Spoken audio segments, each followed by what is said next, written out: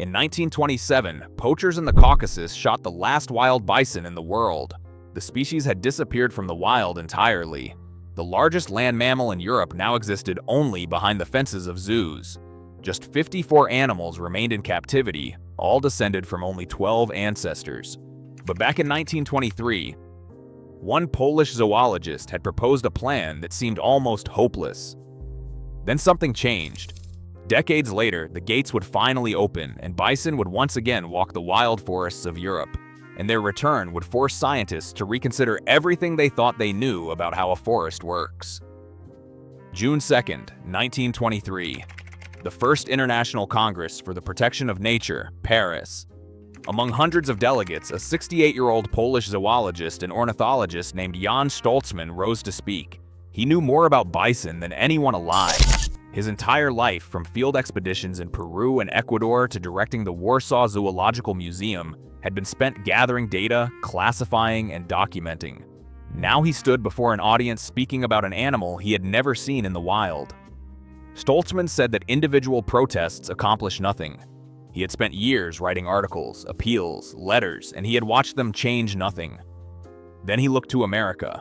There, the American bison, a distant relative of the European and an animal of the prairies rather than the forests, had also been on the brink of destruction, and it had survived because an organization emerged with a clear structure, funding, and a register of every animal. Stoltzman wanted the same for Europe. In August 1923, the International Society for the Protection of the European Bison was founded in Berlin. A stud book was immediately established, a register of every living bison in the world, with date of birth, parentage, and location. That register still exists. It survived 2 world wars, the occupation of Warsaw, and the dissolution of states. Stoltzman died in April 1928. He did not live to see the reintroduction. He did not see the first bison step from a trailer into the Białowieża forest. He did not know that 100 years later, someone in Britain would be searching for a female who had disappeared from the herd. But the rules he wrote in 1923 would govern every one of those moments. Stoltzman's plan began working immediately. Zoos across Europe, in Warsaw, Stockholm, Berlin, and London, began exchanging animals. The stud book recorded which female with which male, when, where, and what the result was. Every decision was documented, every calf recorded. By the end of the 1930s, the population was slowly growing. For the first time in decades, the number in the register was rising rather than falling. Several bison were even returned to an enclosed section of the Białowieża forest, the same forest where in 1919 the last wild Polish bison had been shot. Then came the Second World War. Of the 54 individuals at the start of the conservation program, only 16 survived. Zoos were bombed, animals were shot in panic, some were eaten by starving city residents. The genetic diversity, already critically low, narrowed further. The society Stoltzman had founded 20 years earlier did not collapse. The stud book survived. It was this that provided the foundation for what happened in 1952. The stud book after the war was maintained by John Zabinski, director of the Warsaw Zoo. During the German occupation, he had hidden Jews in the zoo's cages and cellars. The animals were almost entirely gone by then, removed or eaten. Zabinski used the empty zoo as cover. After liberation, he returned to the bison. From 1947, it was he who maintained and printed the stud book in Poland. Without it, there would have been no way of knowing which animals were still alive, which were related, which could be paired. Zabinski did what Stoltzman had envisioned, turned an idea into a working instrument. In 1952, 2 bison from the Warsaw Zoo were brought to Białowieża Forest for survival in the wild. The first winter was the hardest. Bison born in zoos and never before required to find their own food found themselves in a forest in bitter cold. In captivity, they had received hay and beets on a schedule. Here, there was bark, moss under the snow, and dry grass they had to find themselves. Researchers watched from a distance and did not intervene. That was the instruction, but they were not certain. Does the body remember what the mind has long forgotten? The body remembered. The bison found food and survived the winter. Then, in the spring of 1953, a calf was born in the forest. Simply in the forest, without supervision, under the trees. The first wild birth in more than 30 years. By 2023, the Polish section of Białowieża Forest alone numbered more than 1,000 free-ranging bison. In January of that year, researchers recorded a herd of 170 individuals, the largest anyone had ever seen. But that came later. In 2007, 50 years after the first release, approximately 2,500 bison were living in the wild. Almost all of them were in Poland and Belarus. The rest of Europe watched from a distance. Poland had become a donor and began searching for where to send animals next. But what had begun as a straightforward reintroduction soon became something no scientist had anticipated, because it turned out that bison do things to nature that humans had been unable to do for years. The Dutch were the first to take the risk. On April 24, 2007, a Polish truck stopped at the edge of sandy dunes near Zandvoort. The gates opened and 3 bison stepped onto the ground of the Kronzvlak Nature Reserve. Este Rodriguez, a biologist with PWN, the organization managing the site, later recalled that she was told immediately this was a mistake. The message was simple: the bison is the king of the forest. Why are you putting them in dunes? For decades, the entire scientific tradition had described the bison as a forest animal. Open spaces were not for them, but the bison went out into the dunes. They began eating the grass thickets that had been smothering the local vegetation for years. They rolled in the sand, they stripped bark from trees, and they shattered the theory entirely. In 2013, ornithologists at the reserve began analyzing bird nests in Kronzvlak. What they found fit no existing plan. In the area with bison, only 74% of nest material consisted of plant matter. The rest was fur, primarily bison fur. In the neighboring dunes without bison, the plant component of nests was 97%. Birds were deliberately collecting the warm, soft bison wool as nesting material for their chicks, and the bird population at the reserve had been growing every year since 2007. Nobody had predicted this. Kronzvlak proved something nobody had expected. The bison changes everything around it, and if it works in the dunes of the Netherlands, perhaps it works everywhere. While ornithologists in the Netherlands were counting bird nests, the most ambitious project on the continent was beginning in Romania. In 2012, the Carpathian Mountains saw bison return for the first time in 200 years. But before the release, a 16-hectare enclosure was built directly in the mountains. The animals were held there for months to acclimatize to the climate, the vegetation, the smells of that forest. Gradually, they began grazing on fresh grass, chewing branches and leaves on their own. Only then were the gates opened. In the Tarku Mountains, the bison spent 2 years under observation and were only officially released into the wild in 2016. Romania became the model. Others followed. By 2017, free herds were living in 9 countries. The bison was moving west and north without any additional plan, without warning, simply going where forest was. On September 13, 2017, one such bison crossed the Oder River. It was simply walking through the forest. It was not attacking or approaching people. The head of the local law enforcement authority decided the animal was dangerous. He ordered 2 local hunters to shoot it.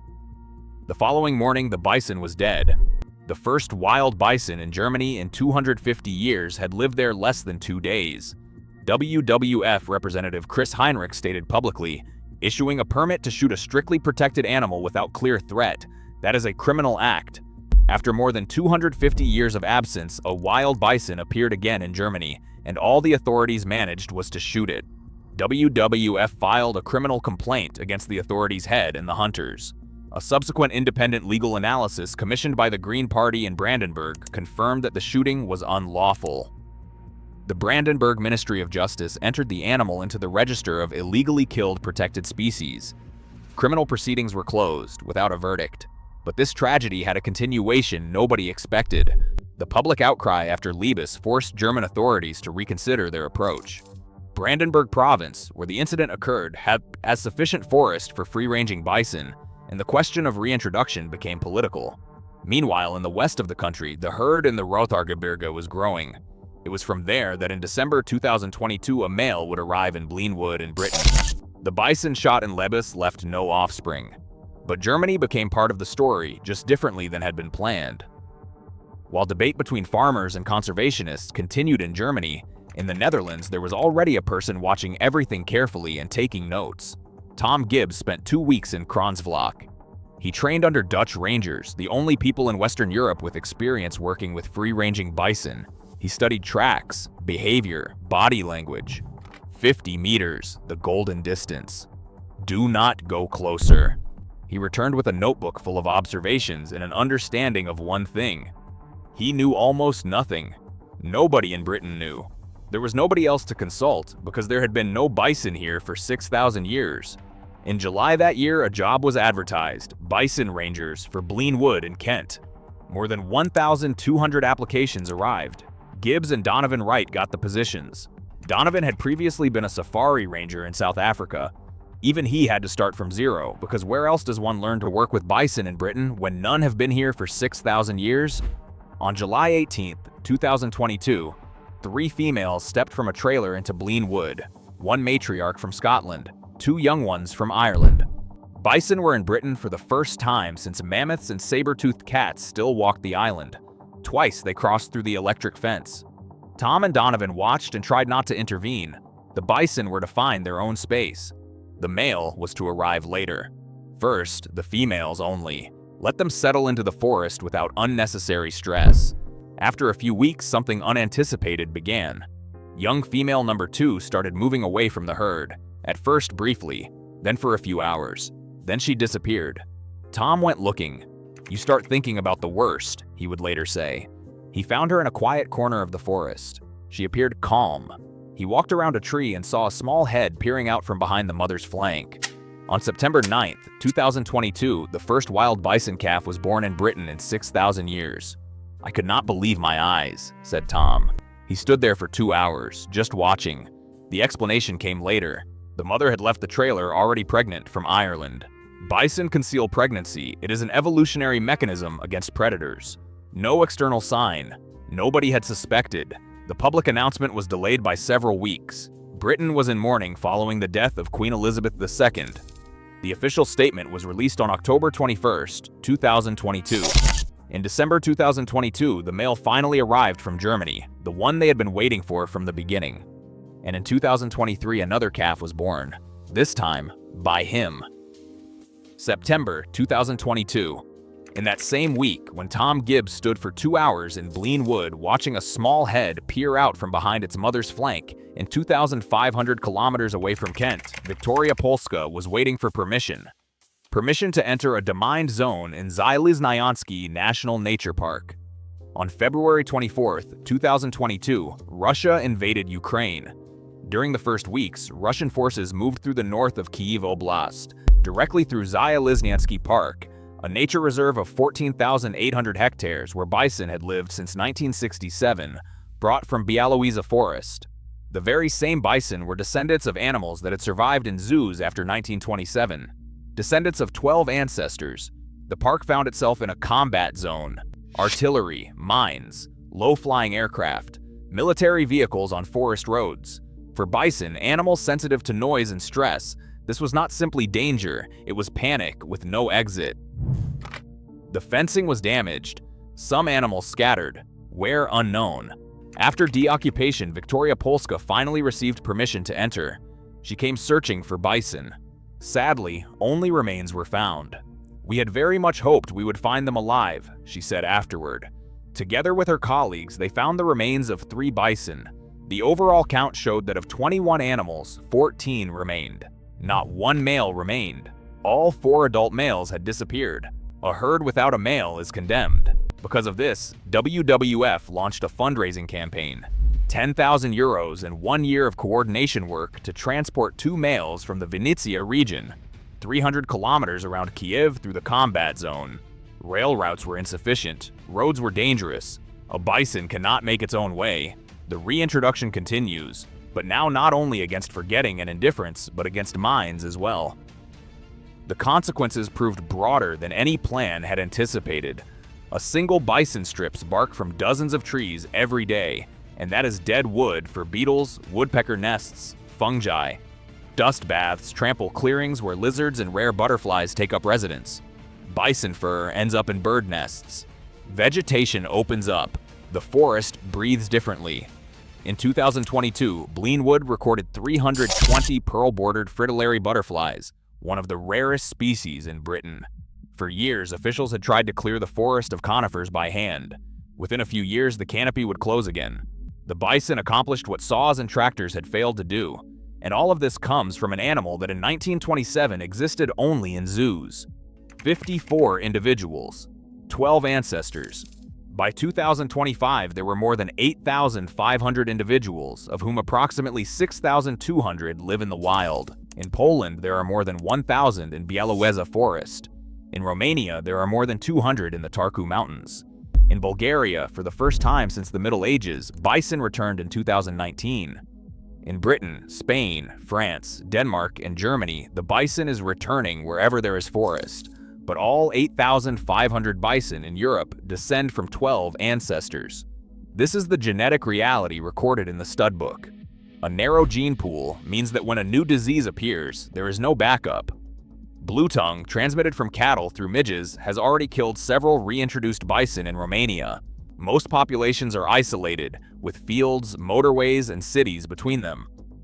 Natural migration is impossible. In Poland, 3 bison were killed by trains. In Zalesniansky Park, bison were killed by mines. There's another problem that is rarely discussed. In Belarus, Russia, and Ukraine, farmers whose crops are damaged by bison frequently receive no compensation. Without compensation, there is no acceptance.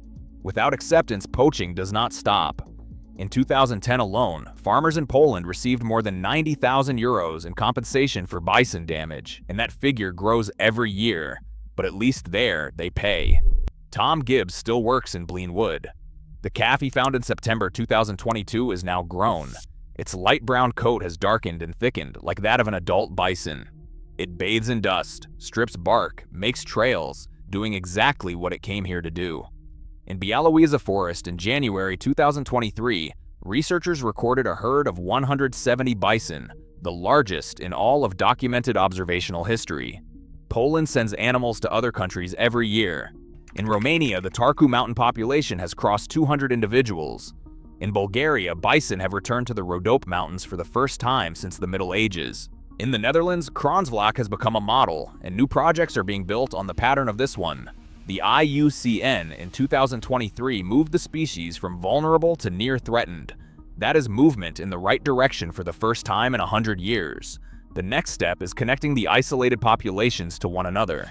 At present, there is no natural link between the herds in Poland, Romania, Bulgaria, and Britain. The animals do not migrate, genes do not mix.